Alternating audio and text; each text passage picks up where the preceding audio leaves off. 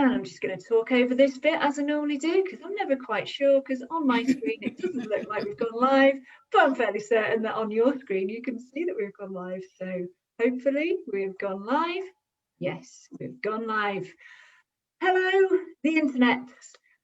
Welcome to Glossop Improv Makes a Scene with Karla Dingle. How are you guys and girls Yay! and children and puppies? Fantastic. It's really good to have you here, Karla. We have got lots of different suggestions. So we've got 30 suggestions. So please, can you choose a number between 1 and 30? I'll choose 15. 15. Go right in the middle. Excellent. Our suggestion is from Mark Turpin. Who else? Who else? The improv lover. That's what I'm going to call him. He loves all improv everywhere. So, and the suggestion is, it's the one, the legendary. That's it. It's the one, the legendary. Great, fantastic. All right. Okay, so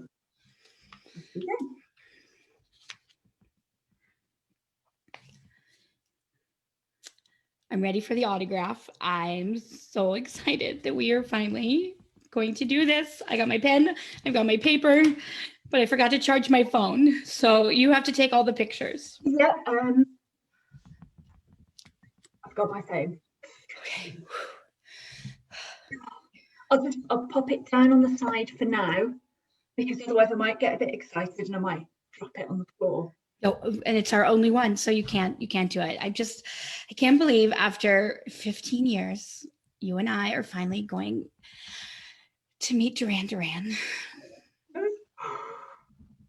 Simon Le Bon is going to be like right here in front of us. It's unbelievable. I mean, we spent hours in the room just listening to them. You were convinced you would marry Simon. I mean, I think it could still happen. Yeah. You know? I think if you really want something hard enough, then you're going to get it. I think you're right. I mean, you're always right. Our whole lives, you've always been right. And this is why I love being friends with you, because you just see things in a way that I can never. I get so excited. I'm like a chihuahua spinning around in circles, and you just ground me. Like, yeah, but that's sometimes that's what we need. We need that energy as well. Yeah. You know, like, I'm better at like the logistics and all of that organizational stuff, but you've got the passion, you've got the drive. I mean, like when we first met, I don't think I really understood Duran Duran's music until you explained it to me. Yeah, once you listen to like the reflex, it just all makes sense. Yeah. I mean, Girls on Film is crap, but that's okay. But the reflex, man. Yeah. And like some of the lyrics that you explained to me now mean so much to me. Like, I was going to wait until after we'd met them to tell you this, but I've got a tattoo of some of their lyrics. You got a tattoo without me? Oh, well, I didn't. I just because you've always been scared of needles. I just thought that. Oh, Sherry, I'm so sorry. I mean, I would have been there for you. I would have held your hand and just looked the other way, but okay, fine. It's fine. I mean, we can't do everything together. Well, I mean, there's nothing to stop you. You could get the same tattoo, and I could hold your hand.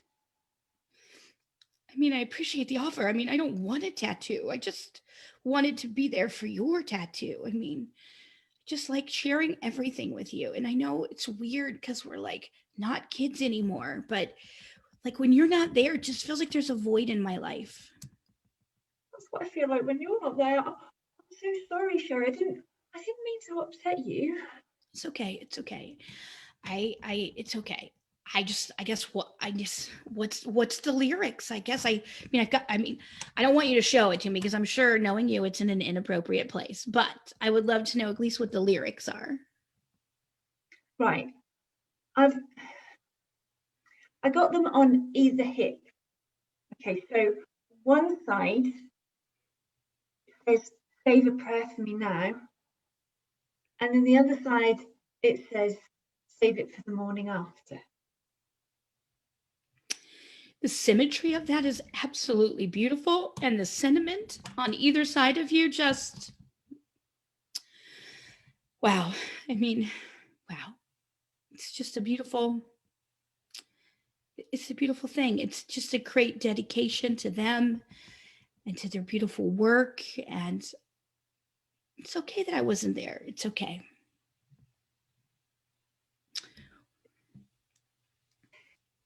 It's not okay though. I shouldn't have done it without you. It's okay. I mean, if we're sharing secrets, I should let you know that my mom and I were out having brunch the other day, and there was a wedding dress shop across the way, and we went in and I found my wedding dress. And you weren't there, and I'm so sorry. Found your wedding dress? We didn't plan it, it just sort of happened. We always said that we would go wedding dress shopping together. We did. And I told my mom that, and she said, "Well, just look, and then we will never find it at the first place." And then there it was.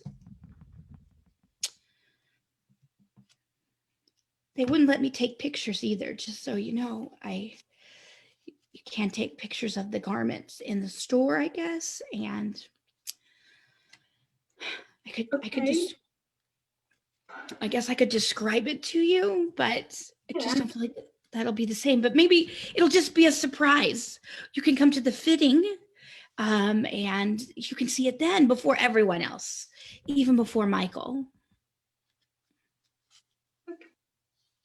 Okay. Yeah.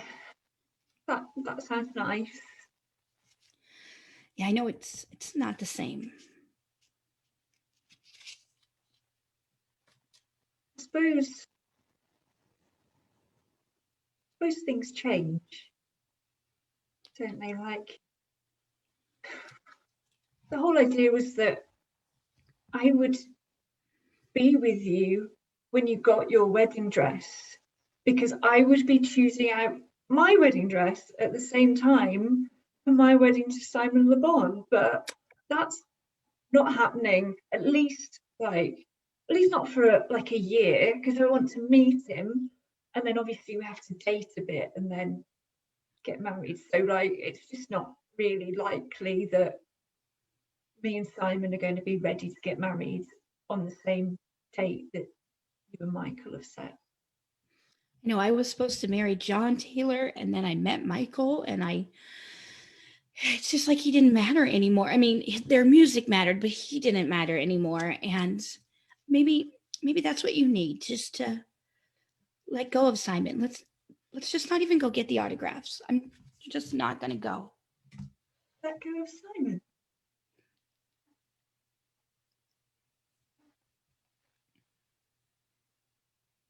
Okay, well, I guess it's not the most important thing in the world that we get their autographs. I mean, we've done it before, but I mean, it just felt like one last time. yeah, I don't know. I just thought, like, with today being Valentine's Day and all, I just thought, if I met Simon on Valentine's Day, it would just mean that it was just destined to happen. But yeah, I guess I don't need to go and get the autographs today. Maybe we're just outgrowing it? Maybe. Does Michael have any friends that maybe would like to go out with me? I mean, I can ask. I mean, he thinks a lot of you, and I was going to meet him after the autograph for Valentine's Day because it's Valentine's Day. I can ask him then. Okay. Because then, like, we could double date, and maybe Michael will have a friend that I really hit it off with, and then we could still do the double wedding. That would be fantastic. I mean, it'd have to be a quick courtship. I mean, we're getting married in like 4 months, but anything is possible. It is. Maybe this is the destiny that I wasn't meant to meet Simon today. You were meant to talk to Michael and find one of his friends that I could marry. I think you're right. I think that this is what we were supposed to do. Maybe this notepad is for his phone number. Maybe that's what this is for, not for the autograph. It's for the phone number of your future husband. Yeah, that's it. I just got like all tingly inside just thinking about that. Like, wow, we could get married together and raise our kids together. That would be incredible. It's just like when we were back in high school. It's all we ever thought of. Yeah. Do you still have the same names picked out for your children? Well, Michael has some family names that we have to use, and they're horrible. But I just feel like his father is named Reginald. Did you know Michael's name is Reginald Michael the Third? And he just goes by Michael because who goes by Reginald? I'm gonna have a baby named Reginald. It's just insane. It's insane. I mean, Reginald's a nice name. Reggie? Like, I can't call him Reggie. Maybe we'll have girls. Maybe we'll have girls. Yeah, I mean. Well, maybe if you're having Reginald, then I could call my son Simon, because you were going to call your son Simon and John. Maybe I could call my boys Simon and John, so that you can have Reginald. Sure. I you know what? I think that I had decided to call my daughter Simone, but I think it's still fine. Like different names, it's okay. I mean, we're not even pregnant yet, so I mean, whatever you decide to name your kids will be your choice. I don't get a choice, so Reggie, here we come. But I like the name Reggie. It's kind of growing on me, kind of like Michael. Yeah. Well, look, if you need to go and see Michael, that's fine. Like you don't have to hang around here with me, because I'll just be going. He's not expecting me for another couple hours. Why don't we go grab a coffee and talk some more? Yeah, like that. Me too. And see. Oh. After I made the Duran Duran reference, I was worried that would you even know, because they're so old now. Poor guys. Duran. You tapped into one of my loves. Yeah, when you started quoting the lyrics, I was super excited. It took my brain a second. I was like, oh God. All of a sudden, I couldn't think of any of their songs. It was very funny. Everything I kept thinking of was like Wham songs, which is another one of my crazy obsessions. One of the improv teams I coach actually named themselves Ridgely after Andrew Ridgely. It was just a silly joke in one of our scenes, and so that's where her name is. So. Oh, fantastic! Oh, lovely. Oh, that was a lovely scene. It was super fun. Thank you so much for inviting me. I appreciate it. We Oh, finally get to do a scene together. I know. Yeah, we've been in the same class, but we didn't manage to get to do a scene together. And those breakout rooms were against us. They were against us. yeah, I'm finding that that's the way. Like, you know, when you see somebody in a class, you're just like, oh, I really want to work with that person, but there's not time to work with everybody. So you just like leave it to the breakout room gods. It's those algorithms that are keeping us apart. So tell me a bit about what you do, because I know you do a lot.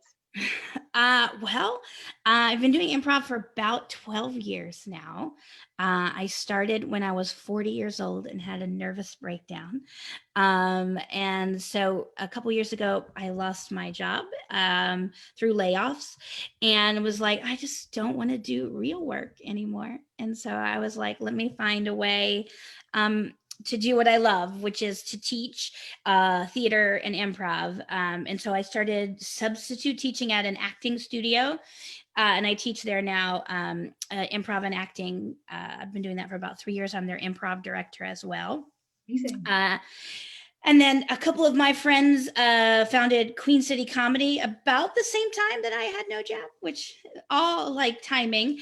And we did our first festival together in January 2017 at the acting studio where I worked, which is sort of how it all kind of came together. And then we've been kind of working together ever since then and really growing Queen City Comedy. And when we went into lockdown, there just wasn't a lot out there at the beginning. And so we just started doing drop-in classes, and we're just delighted by the international people that would arrive. And like that, we're in the South of the United States. There's nothing exciting here. So that was very exciting. And then we just started building more and more classes and opportunities for people. We started the Global Improv Project, which has 3 international improv teams that perform only online. So it's just been great. And then we're hosting fantastic people to do workshops and classes that I would never have the opportunity to take from due to travel and money and their time. So just like, it's like all improv all the time, or I'm with my dogs or my husband and my child. So what a life. It sounds great. yeah, it could definitely be worse. I mean, I look out there and I'm thankful for what I have every day. So yeah. But when do you sleep, Karla? When so do you sleep? I teach at night and I teach on the weekends. So I am a late night person. So I don't go to bed till like 2-ish in the morning, but then I don't have to be anywhere until like 4 in the afternoon. So I sleep until like 10-ish. It's like I'm back in my university days. I sleep in late. And then Friday and Saturday are like my weekends. So I typically do very little and just sort of hang out with my people, because my husband works from home and my son was supposed to be away at university this year, but he decided it didn't feel safe. And so he's at home doing online school as well. So we see way too much of each other now. It's like, please, I just want to go out. Well, it's nice that we have our little corners to go off to, and then we can always kind of come back together as well. So amazing. Yeah, all the stuff that you're doing for international improv is just so incredible.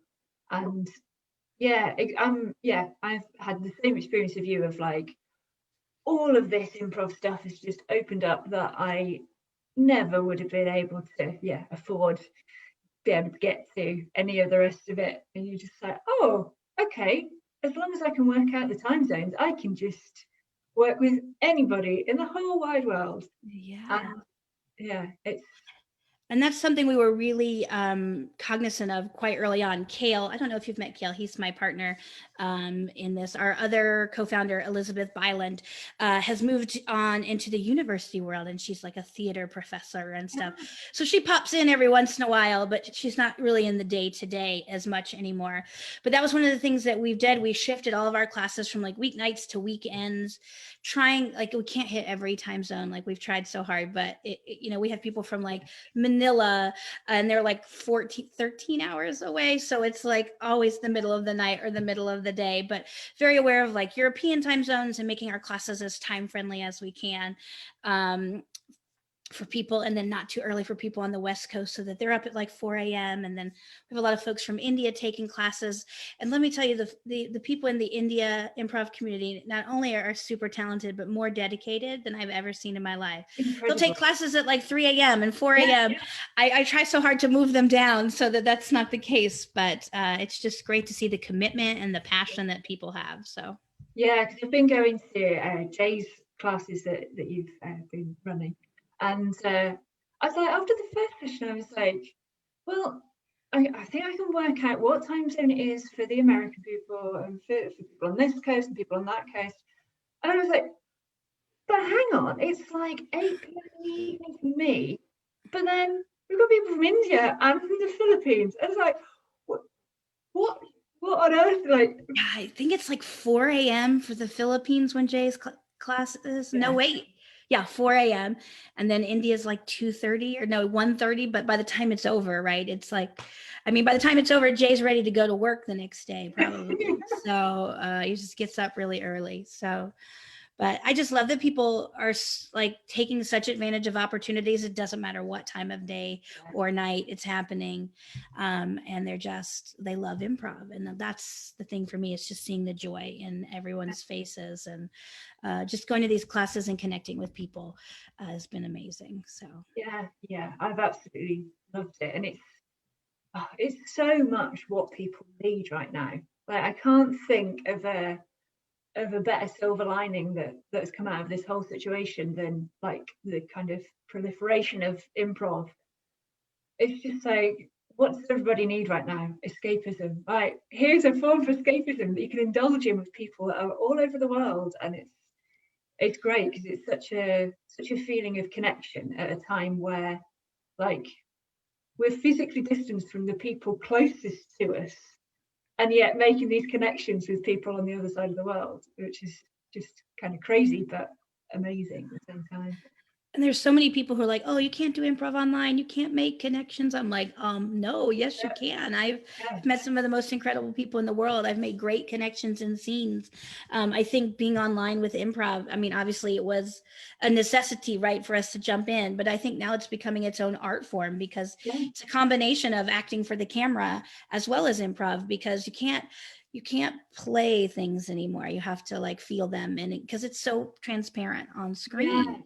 Whereas when you're on stage and you're far away from people, if you're not like 100% there, or you're just sort of playing the fun of it, it's not as noticeable. But here, like the camera knows all. The camera knows all.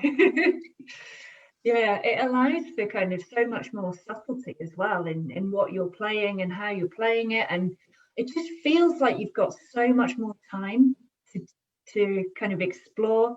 Whereas like when you're on stage, you feel like you have to come out and be like, bam, here I am, this is my character. But now you can just like I'm just going to gently unfold like a little flower over the course of the next 10 minutes, and we're going to see where we go. And I think that there's a different perspective from the audience too, because it's almost as if you're like, I don't know, like the olden days of the 1950s where they were like, invite us into your home through television, right? I feel like it's almost the same thing, because, when you see improvisers, you get to particularly see their home. Mine's a blank wall. That's my whole home. It's just a blank wall. I have to have a blank wall for work. That's one of our requirements. But it's really, it's like you're inviting people into your world. It's as if like, obviously we're breaking the fourth wall, but in just so many ways, right? Not only it's as if we are having conversations with our audience as well. So it's been really neat just to see the transformation of people as improvisers, and then just the creativity that folks are coming up with online as well. Costumes, and I've been having fun just playing with ridiculous costumes all weekend because it was Halloween. So we don't do that in improv, right? And I grew up in the theater, so I was a musical theater kid for like from when I was 5 until gosh knows when. So it's been kind of something I didn't realize I was missing, but I have been missing it. And I think online improv will be like the third form of improv, right? Short form, long form, and online improv. So I think it'll stay around for a while. Yeah, and there's just all different sort of things you can do with the technology, like changing your backgrounds and all of that kind of stuff. my improv group, Glossop Improv, I've found that we've found a new favourite improv game for everybody, and it's PowerPoint karaoke, where you create like a weird PowerPoint that's just images and quotes, and then somebody has to deliver it, not knowing what's coming next. So because you're doing it over Zoom, you can do it, you can do an actual PowerPoint. Like, we couldn't have done that unless we'd have had a lot of like forewarning and gone, I need a projector and I need a screen. And I love this idea. Are you guys doing that in your show that's coming up?